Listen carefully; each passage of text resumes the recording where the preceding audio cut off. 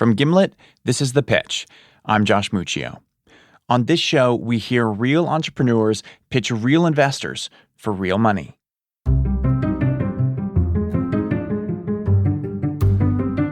It comes down to that critical moment when founders put it all on the line and investors decide their fate. You could do gambling in a hotel room in Vegas. That's not convincing to me. Can I talk? Okay, first of all, shame on you.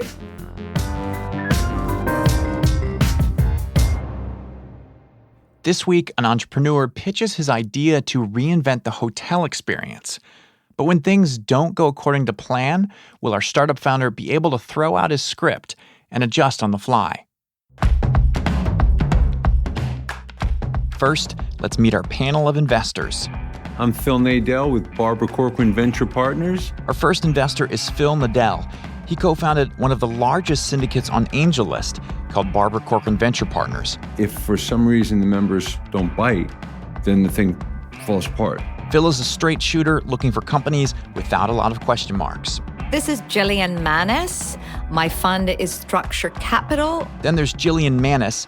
Jillian is something of a legend in the world of venture capital. In her early 20s, she survived domestic abuse that left her living in shelters in New York City. She was able to pick herself up, start several companies, and is now a multimillionaire. You can have the most incredible product, but if you don't know how to talk about it, you're going to have a problem accelerating it. Jillian tends to take center stage and really drive the conversation. My name's Jake Chapman with Gelt Venture Capital. This is Jake Chapman. He founded the venture arm of Gelt Inc., an investment firm with over $1 billion in assets under management. They're going to shut you down on that name. It's definitely trademark infringement. As a former attorney, Jake brings the lawyerly mindset into a pitch. If a founder can hold up under cross-examination, he might just invest. Hey, I'm Howie Diamond. That's Howie, who founded the VC firm Ranch Ventures. There needs to be a moral and ethical kind of code that's aligned. Howie is looking for altruistic companies. He'll only go in on a startup that's making the world a better place. I'm Sheil, a partner at 500 Startups. Joining us this week is Sheil Manat. He broke into the big leagues of venture capital when he sold his company, Fee Fighters, to Groupon. This isn't going to work. You should do something else. Seriously. You can always count on Sheil to say exactly what he's thinking, and he appreciates the same candor in an entrepreneur. Okay, on with the pitch. Hey, how are you? Hey. Hi. Hi. Right, you're here, Peter. Right. When today's founder, Pieter Boekhoff, walks into the room, it quickly becomes clear that he's got this demeanor you don't often see in someone about to pitch their company. He's extremely laid back. All right, cool. So my name is Peter. We invented the iMirror, which is a Minority Report style interface on a mirror for hotels. I spent a lot of time growing up in hotels. My parents were managers of hotels, so the staff were like my family. I spent a lot of time in unbooked rooms watching TV and ordering way too much room service, but absolutely loved it. While growing up in hotels, Peter learned firsthand just how much goes into guest services. And he was constantly thinking about how to improve the hotel experience. So fast forward 20 years, watching a conceptual video made by Corning called The Day Made of Glass. Some of you may have seen it. Mm-hmm. Yeah. I saw that video, yeah. So Peter sees this video, and it looks like something pulled out of a futuristic sci-fi movie. It shows a family's home outfitted top to bottom with interactive glass. The kitchen counter, the fridge, the bathroom mirror, every window, it's all interactive and touch-enabled. And this is when Peter has his eureka moment. And I immediately thought, this can change the way customer service is done in a hotel room. Hotels haven't been disrupted since widely adoption of the TV in like the 1950s. So think back the last time you were walking to a hotel room, there's that closet on your left or your right, and the mirror across from it. If you could tap on that mirror, order room service, book shows, book an Uber, change the lighting, play some music, you can even check out on the mirror. That's what we built. We're raising $1 million seed to roll out 5,000 mirrors to hotels. At this point, Peter opens up his laptop and presses play on a video that shows investors just what iMirror can do. The investors begin to narrate what they see on the screen. Walking through Vegas, it's the ultimate immersive guest experience. Right? Two people walk into the room. Oh, there's a virtual concierge. Two people walk into the room. Look, there's a Someone mirror, touches the honey. surface of the iMirror, and a list of options pops up. It says room service on the mirror or all these other things. Oh, and all the food. photos of the food that I can order. So I just touch it with my finger and immediately your food will be up on the mirror. It says your food will be up in 30 minutes. Yep. So instead of that old Now someone is playing a slot machine on the mirror. And this is when Sheil, who's normally pretty skeptical, leans forward and starts to get really animated. Oh, I like that. I like this. So they Can can you play you a can game actually on the like mirror. gamble in the room? Yeah, that's a live demo. That's live? Yeah, Is that real money gaming they're doing on the thing or no? this would be. So the that hotel, demo so the was- Las was Vegas. fake. You could do gambling in a hotel room in Vegas. As long as we've connected and we disable the one on the floor, on the casino floor. You just can't have more. You just can't add. More units. More units. For Las Vegas, it adds gambling time. So not only do Yeah. you get them down the casino, but you also, once they get to the room, they're all drunk already, then they start playing with the mirror. I have one in the weeds UX comment about using the mirror in the hotels for room service. This is Jake, our former lawyer, who tends to obsess about the tiny details. I think you might run into a problem where people who are looking at themselves in the mirror and then choosing food. I'm serious. I think this is going to reduce the conversion you know of what? food orders in hotel rooms. And it's a bit in the weeds. I think you might see No. that. Or maybe based on Chance. like your body type, it'll recommend different foods for you. Go with the salad. Or not to eat at all. Go with the salad. I was thinking about clothes. Sure, you want the Close the fries. kitchen early. The investors are starting to have fun, which can be a sign that they're getting excited about an idea. But before they get too carried away, Pieter takes control and steers them back to his pitch. With a mirror, you spend on average 18 minutes a day looking in a mirror, and no one is competing for your attention on that. And my 6 and 4-year-old niece and nephew walked up to the mirror, immediately saw themselves, and started swiping through photos. The iPad So Pieter has shown his promo video and talked up the iMirror's features. But Jillian, who always keeps an eye on the big picture, moves past the slick presentation to get to the heart of what Pieter is really selling.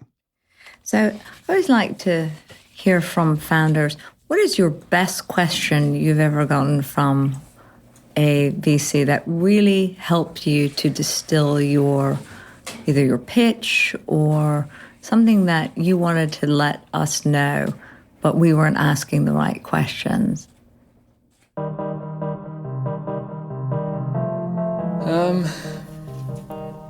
It wasn't a VC, but it was Rob Okay. from 500 Startups. Okay. And he really wanted to instill, telling the story of, because people don't understand that it's a pain point in a hotel room. Yes. But the hotels are suffering a lot by not being able to reach millennials. Their demographic is aging, and they're having a really tough time competing and getting millennials to come in, spend money in hotels, and want to be there. Why do we need this? Why is it important to me? Not to me, because I'm clearly not a millennial. For everybody who's now listening to this, in case you wondered, I'm not a millennial.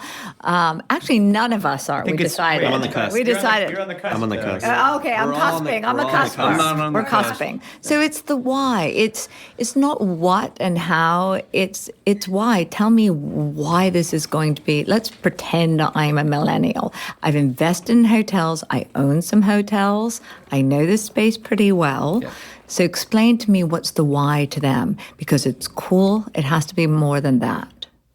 No, it's extremely personalized experience for you. So based on your loyalty program and the information we know about you in the room, Right. we can give you a personalized experience, concierge service to you in the room. Right. So when I return as a repeat customer, everything will already be there. So just for everybody here, what hotels do after you leave a room, they literally go in, they count how many towels you use, what portion of the meal that you've eaten, they how much of the soap that you've used, everything, and then they store it. And that's how they've been collecting data for years. Pieter is pitching iMirror as a personalized in-room concierge and entertainment hub for guests. But Jillian has a different vision. Because for a hotel, yes, the customer is fantastic, but everything that comes before and after that, before they check in and after they leave is actually some of the most important data that we want to capture. Yeah. And so I think that needs to be part of this. This is not only for your, for your consumer, it's actually for the hotel efficiency. Right. And that's a bigger play. See, I think you need to incorporate that into your pitch. Okay.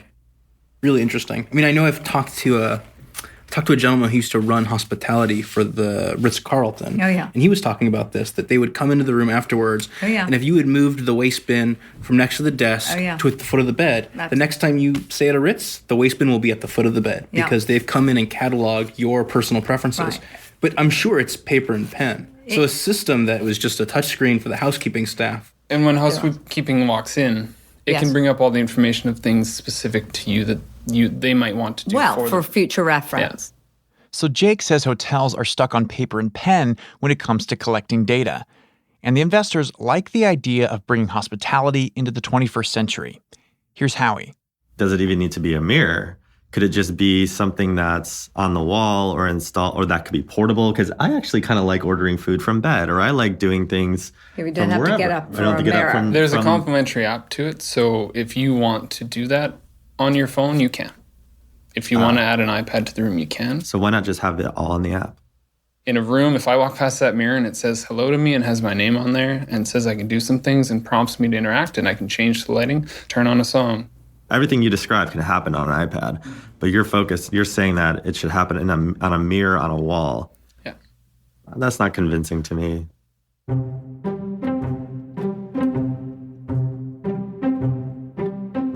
Where is it live right now? We have live in retail. We have one big client that we have an NDA with, and then we launch with Tommy Hilfiger, their store of the future, in 2 weeks. So the iMirror isn't just an idea.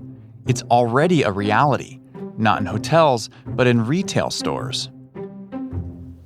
It's basically a concierge fitting room experience. Right. The items pop up right on the screen, and you can learn more about the item, or you can ask for a different color and size. Oh. That information gets sent directly to the store associate. Right. They respond and they say, I'm coming in 1 to 2 or 2 to 3 minutes. And then they bring your item back. Oh. So you start in retail, but now you're moving to hotels. Why? Right. So hotel was always the vision. We just had our first big break with an international retailer. So it allowed us to get to commercialization and learn all the stuff we need to learn. So we'll be rolling out more mirrors in those as we go, but we're looking to do a pilot in hotels to start. So Pieter says hotels were always the vision. And the only reason he launched in retail is because a retail client saw his product and wanted to buy it for $450,000. But the question is, now that he's finally pursuing the hotel market, will he keep going in retail?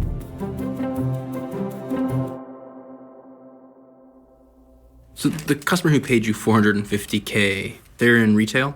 Yeah. And for how many? We have 5 units out with them. 5 units. And how many mirrors could they possibly represent? They have 330 stores. You're currently deployed. Those 5 mirrors are currently deployed in how many stores? It's at 5 different stores. Seoul, South Korea, Mall of America, Santa Monica, Vancouver. They've got analytics on how many people touch the mirror a day. So the flagship store that launched in New York, in first 11 days it was over 20,000 interactions. 20,000 interactions with the mirror in 11 days sounds pretty good. Pieter may not mean to, but he's making a good case for why his mirrors really belong in retail. And iMirror is about to debut at one of Tommy Hilfiger's most prestigious locations. Tommy Hilfiger is doing their own marketing and branding for their store of the future. Okay. It's in the biggest shopping mall in London, West Stratford. Right. If that is successful, what does success look like? For them, it's 700 stores. So for us, that's at least 700 units. Right. But you're only launching in one store, or it's one store, and based on the success of that store, then they will do another. Yeah, so it would take 5 years to roll out to their whole fleet. Right. And it would be staged over the 5 years. Even if we did 10 mirrors a store, that's 7,000. Yeah. But if you get the Venetian, one hotel in one market, that's 7,200 rooms. It's one of the reasons that we don't think retail is the right spot. Okay. You just need one hotel. Did you catch that? Pieter says despite his early success, He doesn't think retail is ultimately the right spot for iMirror, which means he's asking investors to buy into his plan for hotels, a market he hasn't yet proven. Have you had conversations with hotel? Like, how far along are you in the sales cycle with hotels? We're meeting with MGM on the 27th, I think we just booked. Okay, so you're just starting to have these conversations. Yeah, so we're just pushing into that. Let me go back to retail, okay, for a second. Sure. I like the idea of this being in a dressing room. There are many times where you're in a dressing room where you need another size and you have to stick your head out or go around half naked. The other part of it is, can you buy while you're there? Is it a point of purchase? So can you pay for it as well in the dressing room? Oh, I like this, and not have to wait for someone else. You just walk in, love it, pay for it, stick in your bag and leave. Yeah, so on our roadmap, it's in the next 6 to 8 months to finish developing that. Would be a game changer for retail. The cost for us to do a 10-mirror pilot in a hotel is not significant enough for us not to do it. Okay. So that's our plan right now, is to do a 10-mirror pilot and then test it out. So it is what we're passionate about right now. Yeah, we're not stopping the retail side. And we're just not as aggressively pursuing it. Okay. It's decision time. Has Pieter talked investors into his vision of hotels as the future for iMirror? Howie's up first. If you should give me a demo and I was just like completely blown away, I'd probably, there'd be a higher probability for me to want to go in on this deal. I still think that I'm more bullish on like the mirror aspect of it. The form factor sort of seems like a little bit of a red herring in terms of like the actual problem that you're solving. I think the problem could be solvable in a way with much less friction in terms of just really a pure play software. Mm-hmm. That would be something that I'd be more excited about. So I think for those reasons, I'm going to pass. Okay, Howie's out.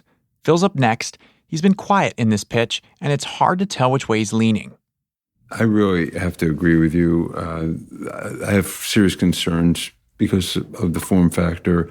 It just doesn't get me that excited. And also, just from your sort of traction standpoint, I mean, having started kind of in retail and now shifting your focus, let's say, to hotels where you don't yet have a foot in the door, for me, I'm gonna pass.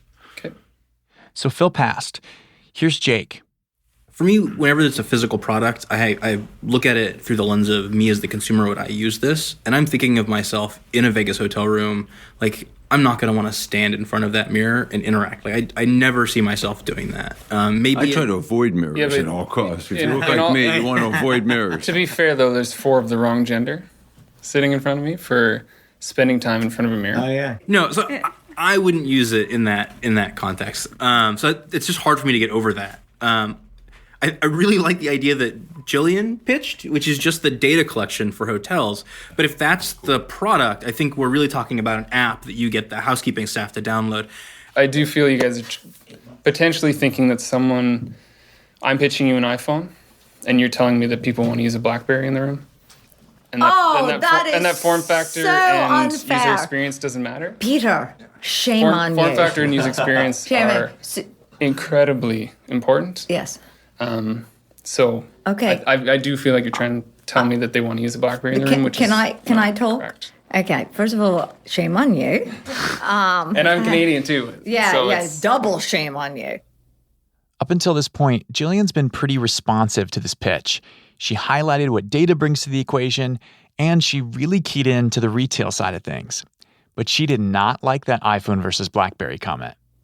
Here's the thing. We all start companies for millennials. I'm worried about this in the hotel space simply because, one, I've invested into, and I have investments into Las Vegas hotels, A. Mm. B, I have hotels all over the country, and in fact, 2 overseas. So I do know the hotel business. I do know millennials. First of all, with the millennials, I worry that they don't spend that much time in the hotel room. It's all about getting outside of the hotel. They go in, they do their hair, they do their makeup, and then they do everything else because they want to network. I mean, they want to be where the action is. And the action is not in their hotels until after they're drunk, and then the action's in the hotels. But that's different. That's a different action. But, okay, let me do the flip side of this. In the retail space, I think that's your market. Okay. I think there is so much that you could add to the services of those mirrors in those dressing rooms, and it is such a huge value to brands. It's the point of purchase. It is simply that. So I would love to see this more really dive deeply into retail rather than divert your attention and your dollars to hotel. And that's the reason why I won't. I'm going to pass. So 4 of the 5 investors are out.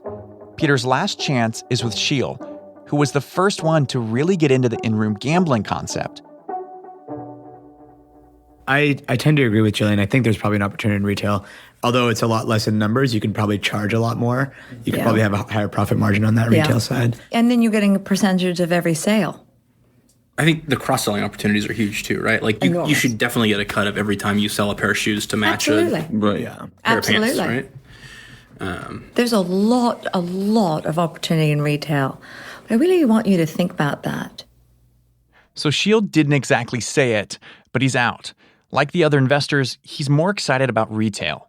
So the thing is, like, retailers and malls, like I talk to them all the time, they're always like, what is something that's going to get people into the mall? And so I think you have a buyer in retailers and malls that are just like hungry for any technology. Yes. And so I think they're much more so than hotels are. Yes. So I think it's a much more receptive audience. Yeah, we have a ton of traction in retail. So go do the retail and see how that works. Raise this around the retail. And then if we can prove this and really, really dominate this market, then we're going to go into hotels. I agree with everyone on the retail. And then I respectfully disagree on the hotel. I think you'll be very surprised. So this is one opinion. What I say about opinions are, if you hear opinion once, it's still an opinion. If you hear opinion twice, it's still opinion. If you hear an opinion 3 times, that's a consensus, and that's something. Then you do something about it. Well, Peter, we loved having you. I want you to succeed. And I think that as you launch in Tommy, I'd love you to come back to me on this, because I'd love to really see how that launch goes. But thank you. Yeah. Appreciate it. Thanks for being here. Good job with the presentation. Good job. Thank you really for good having job. me. Yeah. Thanks. And next time, bring a mirror. Yeah, bring a mirror. So Peter didn't get the funding he hoped for. He walks out of the room, but investors keep chatting about the pitch. Surprisingly, they can't stop talking about how much they love iMirror, just not the way Peter pitched it. It's cool technology, but... I'm telling you, he's missing this. He is missing this. This is so huge. Retail's the way to go. Unfortunately, the retail side of things isn't what Peter pitched today. After the break, we'll find out how things are going with iMirror and whether Peter was right to stick to his guns about hotels. Stay with us.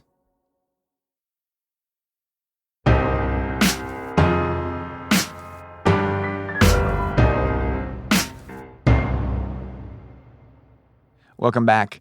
A few months after his pitch, I sat down with Peter to catch up on how things are going with iMirror. How's business in general? What's happened since you came on?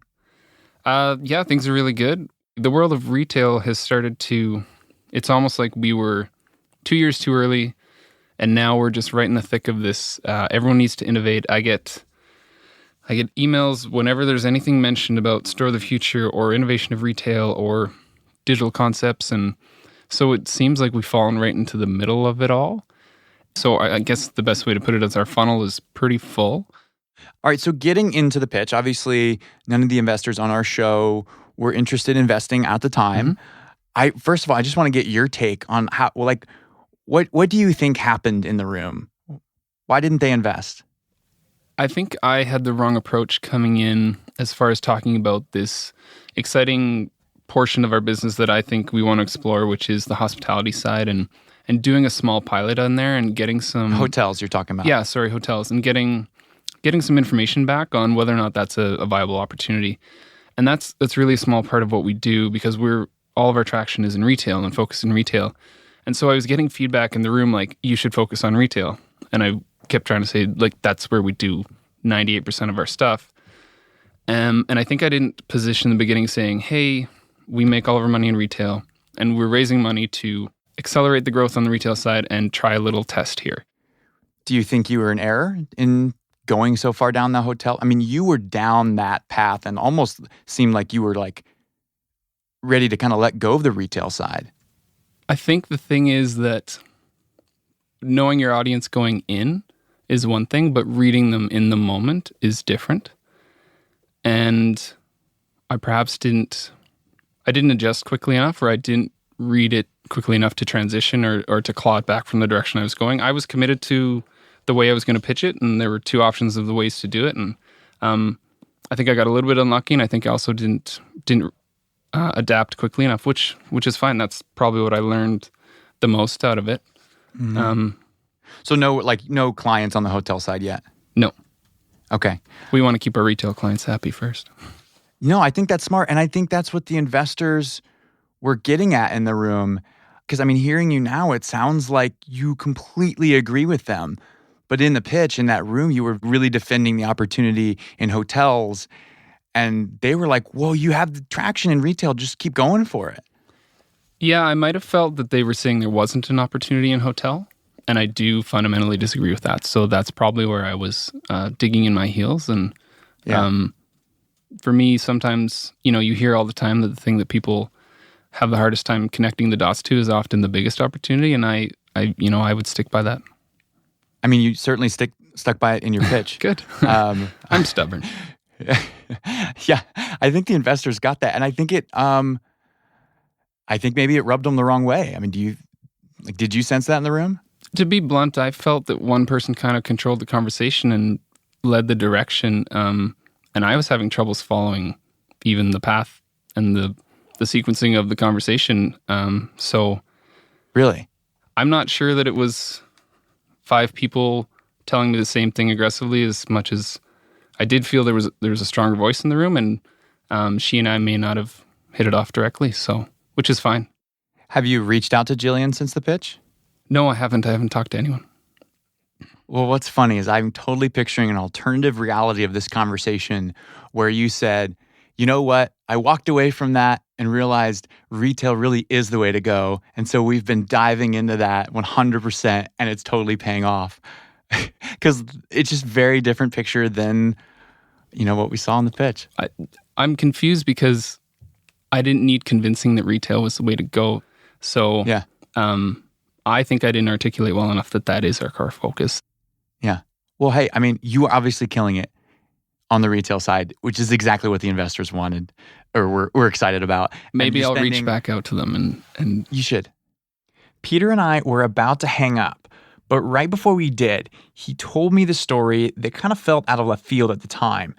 But later I realized it got to the heart of exactly why his pitch failed. I'll just tell a really random weird story, but the hardest thing I ever tried for in my entire life was to make the grade 7 basketball team. And I tried so hard and I didn't make the team. And I couldn't figure it out. I could not understand it. And I was distraught and I was really upset. And so I went and talked to the teacher who was the coach. And she said, it had nothing to do with your skill. You're one of the better players. She said it was your attitude. She said, you never smiled once. You weren't happy. You weren't... it looked like you were having the worst time ever. Yeah. And so I like to think I learned that perception and, that I need to, I have a dry sense of humor. I'm not as quick to smile as certain people. And I'm potentially a little bit defensive when people are questioning an idea, but I need to continue to think back to that time and know that even when I'm trying my hardest to be coachable or have a conversation with these investors, that potentially I'm not coming across that way. So, yeah. What do I think? I think Pieter and the investors were in agreement about retail all along, but that didn't really come across in his pitch. And that's a lesson for us all. Read the room. Keep reading the room. What you went in thinking you were going to pitch might change. And you need to be able to see an opportunity when it arises. And just remember, everything you need to know, you probably learned in junior high. We're currently on the hunt for exciting new early-stage startups for our next season to be recorded this August. So if you or someone you know is building something unique, go to thepitch.show/apply and fill out the form to apply. And if you have feedback for the show, we'd love to hear it. Send us an email at thepitch@gimletmedia.com with your thoughts. And a quick update, a bunch of you reviewed the show on Apple Podcasts in the last week. It helped us climb the charts in a big way, and tons of new folks are finding the show. So thank you. And if you haven't left a review yet, don't worry, there's still time. But seriously, please do. It makes a huge difference. Thank you so much for listening to the show this week. If you want to find out more, our website is thepitch.show. You can find us on Twitter and Facebook at The Pitch Show. And we've got a brand new newsletter you can subscribe to that gives you behind-the-scenes content from the entrepreneurs and investors on our show. You can subscribe to that at gimletmedia.com/newsletter. To hear scenes from next week's episode, stay tuned till after the credits. Our show was produced by me, Josh Muccio, and Asta Chaturvedi. We were edited by Devin Taylor and Jorge Just.